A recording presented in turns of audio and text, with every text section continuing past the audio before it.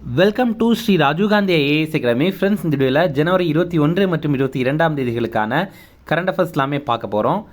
சரி, வாங்க பார்க்கலாம். ஃப்ரெண்ட்ஸ், இந்த வீடியோட நோட்ஸ் எல்லாமே கீழே பிடிஎஃபாக டிஸ்கிரிப்ஷன் கொடுத்துருக்கோம். அதெல்லாமே கிளிக் பண்ணி டவுன்லோட் பண்ணிச்சிங்க.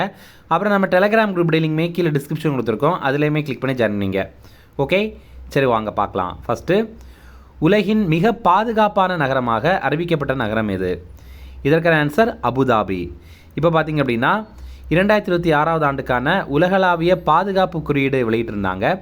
இதில் முதலிடம் பிடித்தது ஐக்கிய அரபு அமீரகத்துடைய தலைநகரான அபுதாபி. அபுதாபி தொடர்ந்து 10வது ஆண்டாக முதலிடம் பிடித்திருக்காங்க. இதில் முதலிடம் மட்டும்தான் இவங்க வெளியிட்டிருக்காங்க. இது பார்த்திங்கன்னா நம்பியோ அப்படிங்கிற ஒரு அமைப்புடைய குளோபல் சேஃப்டி இண்டெக்ஸ், அதாவது நம்பியோ அப்படிங்கிற ஒரு தனியார் அமைப்புடைய ரிப்போர்ட். அடுத்தது, இது ரொம்ப முக்கியமான கொஸ்டின், நிறைய முறை எக்ஸாமில் கேட்டிருக்காங்க. இந்திரா காந்தி அமைதி விருது 2025 யாருக்கு அறிவிக்கப்பட்டது? இதற்கான ஆன்சர் கிராசா மச்சல். இப்போ பார்த்திங்க அப்படின்னா இந்த விருதுடைய முழு பெயர் இந்திரா காந்தி அமைதி ஆயுத குறைப்பு மற்றும் மேம்பாட்டு விருது. இது 2025 ஆண்டுக்கான விருது. கிராசா மச்சல் அப்படிங்கிறவங்களுக்கு அறிவித்திருக்காங்க. இவங்க ஆப்பிரிக்க நாடான மொசாம்பிக் நாட்டுடைய சமூக ஆர்வலராக இருக்காங்க. இந்த இந்திரா காந்தி விருதோட ரூபாய் 1 கோடி பரிசு தொகை வழங்குவாங்க. இதை வழங்குகிற அமைப்பு நம்ம கவர்மெண்ட் கிடையாது, ஒரு அறக்கட்டளை, இந்திரா காந்தி நினைவு அறக்கட்டளை அப்படிங்கிற அறக்கட்டளை தான் இதை வழங்குறாங்க. ஃப்ரெண்ட்ஸ், நம்ம ராஜீவ்காந்தி ஐஏஎஸ் அகாடமியில் இந்த ஆண்டு நடைபெற போகிற டிஎன்பிஎஸ்சி குரூப் 1 எக்ஸாமில் ப்ரிலிம்ஸ் எக்ஸாமுக்கான டெஸ்ட் சீரிஸ் ஸ்டார்ட் பண்ணியிருக்கோம். நீங்கள் ஸ்க்ரீனில் தெரிகிற நம்பருக்கு கால் பண்ணி இது சம்மந்தமான டீட்டெயிலாம் தெரிஞ்சுட்டு நீங்கள் ஜாயின் பண்ணிக்கலாம். அதே மாதிரி நம்ம இன்ஸ்டியூட்டில் பார்த்திங்க அப்படின்னா டிஎன்பிஎஸ்சி குரூப் 1 குரூப் 2 இந்த எக்ஸாமுக்கான 6 மாத கிராஷ் கோர்ஸ் நம்ம கண்டக்ட் பண்ணுறோம். இது ப்ரிலிம்ஸ் மற்றும் மெயின்ஸ் பேட்ச். இது ஆன்லைன் கிளாஸ். நீங்கள் ஸ்க்ரீனில் தெரிகிற நம்பருக்கு கால் பண்ணி இதில் ரெஜிஸ்டர் பண்ணிக்கலாம். ஓகே. அடுத்தது, தற்போது ஓய்வு பெற்ற சுனிதா வில்லியம்ஸ் எந்த விண்வெளி நிலையத்தில் பணிபுரிந்தார்? இதற்கான ஆன்சர் நாசா. இப்போ பார்த்தீங்கன்னா நாசாவுடைய விண்வெளி வீராங்கனையான சுனிதா வில்லியம்ஸ் இவங்க ஓய்வு பெற்றுட்டாங்க. இவங்க இந்திய வம்சாவளி அமெரிக்கர். இவங்க 27 ஆண்டுகள் சேவை பண்ணியிருக்காங்க. இப்போது டிசம்பர் 27ஆம் தேதி ஓய்வு பெற்றிருக்காங்க. இவங்க 3 முறை சர்வதேச விண்வெளி நிலையத்திற்கு போயிருக்காங்க. இவங்க படைத்த முக்கியமான 2 சாதனைகள், ஒன்று, விண்வெளியில் நீண்ட நேரம் நடந்த பெண் யார் அப்படின்னா அது இவங்க தான். இவங்க 62 மணி நேரம் 6 நிமிடங்கள் நடந்திருக்காங்க. அதே மாதிரி விண்வெளியில் மாரத்தான் ஓடிய முதல் நபர் யார் அப்படின்னா அதுவுமே இவங்க தான். அடுத்தது, தமிழக மாநில வள மையம் தற்போது எங்கு திறக்கப்பட்டது? இதற்கான ஆன்சர் சென்னை.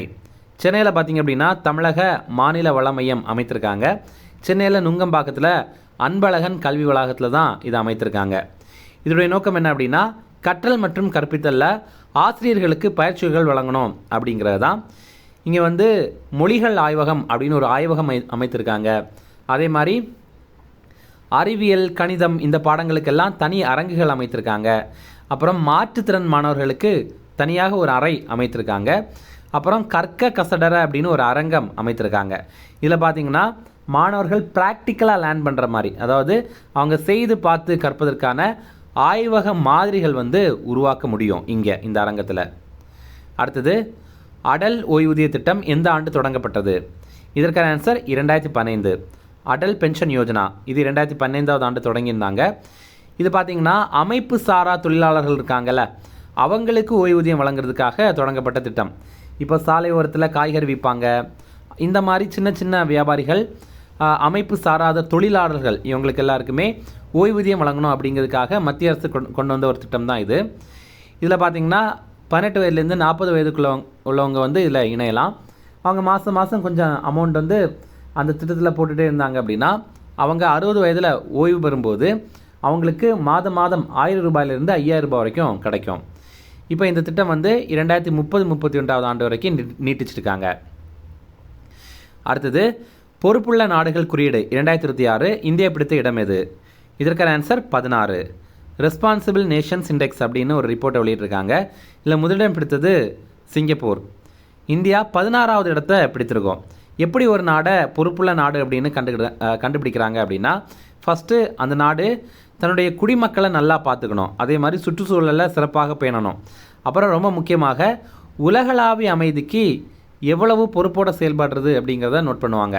இப்போ நம்ம இந்தியாலாம் பார்த்திங்கன்னா நம்ம எந்த நாடையும் வேணும்னே போய் அட்டாக் பண்ண மாட்டோம். அதே மாதிரி எந்த போர்கள்லையுமே நம்ம பெரிதாக ஈடுபட மாட்டோம். ஆனால் சில நாடுகள் வேணும்னே போர்களில் எல்லாம் ஈடுபடுறாங்க. ஆனால் நம்ம அப்படி பண்ணுறதில்ல. அமெரிக்காவே 66வது இடத்துல தான் இருக்காங்க. சீனா 68வது இடத்துல இருக்காங்க. இந்த ரிப்போர்ட் பார்த்திங்கன்னா உலக அறிவுசார் அறக்கட்டளை வெளியிட்ட ரிப்போர்ட். அடுத்தது, பத்மபாணி விருது எந்த தமிழக இசையமைப்பாளருக்கு அறிவிக்கப்பட்டது? இதற்கான ஆன்சர் இளையராஜா. இப்போ பார்த்திங்க அப்படின்னா இளையராஜா அவர்களுக்கு பத்மபாணி வாழ்நாள் சாதனையாளர் விருது வந்து அறிவித்திருக்காங்க. அஜந்தா எல்லோரா சர்வதேச திரைப்பட விழாவில் இது அவருக்கு வழங்க போகிறாங்க. மகாராஷ்டிரா மாநிலம் அவுரங்காபாத்தில் இந்த விழா நடைபெற போகுது. இந்த படத்தை நீங்கள் பார்த்தீங்கன்னா உங்களுக்கு புரியும். Ajanta Ellora international film festival இது ஜனவரி 28 பிப்ரவரி 1 வரைக்கும் சத்ரபதி சாம்பாஜி நகரில் தான் நடைபெற போகுது.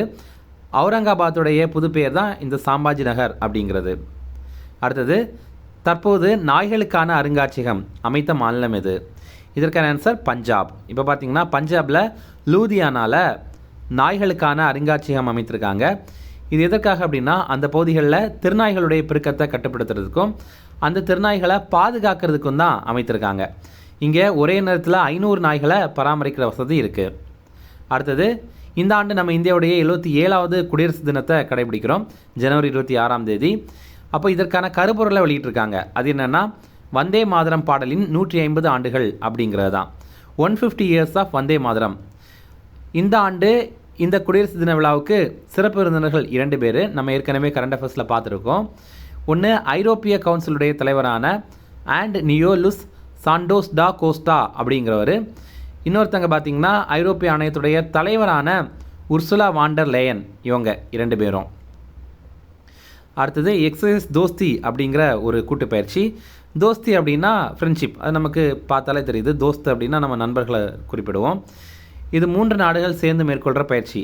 இந்தியா, மாலத்தீவுகள் மற்றும் இலங்கை 3 நாடும் சேர்ந்து மேற்கொண்டிருக்காங்க. இது வந்து கடற்படை பயிற்சி. இப்போது மாலத்தீவுகளுடைய தலைநகரான மாலேயில் தான் நடைபெற்றது. அடுத்தது, கான் உயிர் கருவூலம் அப்படிங்கிறது. இப்போ இங்கே கான் அப்படின்னா காடு. இதை வந்து கவிஞர் ஜெயபாஸ்கரன் அப்படிங்கிறவர் எழுதியிருக்காரு. இந்த நூல் இயற்கை வளங்களை பாதுகாக்கிறத பற்றியும் அதை காக்கிறதுக்கான முக்கியத்துவத்தை பற்றியும் விளக்குது. ஓகே, இந்த ரிவிஷன் பார்க்கலாம். உலகின் மிக பாதுகாப்பான நகரமாக அறிவிக்கப்பட்ட நகரம் எது? இதற்கான ஆன்சர் அபுதாபி. அடுத்தது, இந்திரா காந்தி அமைதி விருது 2025 யாருக்கு அறிவிக்கப்பட்டது? இதற்கான ஆன்சர் கிராசா மச்சல். அடுத்தது, தற்போது ஓய்வு பெற்ற சுனிதா வில்லியம்ஸ் எந்த விண்வெளி நிலையத்தில் பணிபுரிந்தார்? இதற்கான ஆன்சர் நாசா. அடுத்தது, தமிழக மாநில வள மையம் தற்போது எங்கு திறக்கப்பட்டது? இதற்கான ஆன்சர் சென்னை. அடுத்தது, அடல் ஓய்வூதிய திட்டம் எந்த ஆண்டு தொடங்கப்பட்டது? இதற்கான ஆன்சர் 2015. அடுத்தது, பொறுப்புள்ள நாடுகள் குறியீடு 2026 இந்தியா பிடித்த இடம் எது? இதற்கான ஆன்சர் 16. அடுத்தது, பத்மபாணி விருது எந்த தமிழக இசையமைப்பாளருக்கு அறிவிக்கப்பட்டது? இதற்கான ஆன்சர் இளையராஜா. அடுத்தது, தற்போது நாய்களுக்கான அருங்காட்சியகம் அமைத்த மாநிலம் எது? இதற்கான ஆன்சர் பஞ்சாப். அப்புறம் போன வீடியோவில் நம்ம ஒரு கேள்வி கேட்டிருந்தோம். அதற்கான ஆன்சர் இது. 11வது ஐந்தாண்டு திட்டத்தில் அடைந்த வளர்ச்சி விகிதம் என்ன அப்படின்னா ஆப்ஷன் ஏ 8.2% வளர்ச்சி பெற்றிருக்கோம். அடுத்தது, இதில் சில திட்டங்கள் இருக்குது. அது யாருக்கானது அப்படிங்கிறத நம்ம வந்து பொருத்தணும்.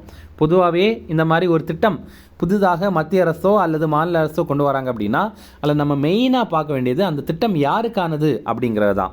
ஓகேவா? இப்போது சில திட்டங்கள் கொடுத்துருக்கோம். ஃபஸ்ட்டு பாபு ஜக்ஜீவன் ராம் சத்ராவாஸ் திட்டம் அப்படிங்கிறது. இரண்டாவதாக அடல் வயோ அபியுத்தே திட்டம் அப்படிங்கிறது. மூன்றாவதாக பிரதம மந்திரி ஜன் விகாஸ் காரியக்ரம் திட்டம் அப்படிங்கிறது. நான்காவதாக பிரதம மந்திரி ஜன்ஜாந்திய விகாஸ் இயக்கம் அப்படிங்கிறது. ஓகேவா? இது நீங்கள் வந்து கரெக்டாக கமெண்ட்ஸில் சொல்லுங்கள் எது கரெக்டான ஆன்சர் அப்படிங்கிறது. ஓகே, ஆப்ஷன்ஸ் நீங்கள் சொன்னால் போதுமானது. இந்த வீடியோ பிடிச்சிருந்தா கண்டிப்பாக லைக் பண்ணுங்கள். நம்மளுடைய சேனலுக்கு சப்ஸ்கிரைப் பண்ணி வச்சுங்க. உங்கள் நண்பர்களுமே ஷேர் பண்ணுங்கள். கண்டிப்பாக இது அவங்களுக்கும் நல்லதாக இருக்கும். தேங்க்யூ.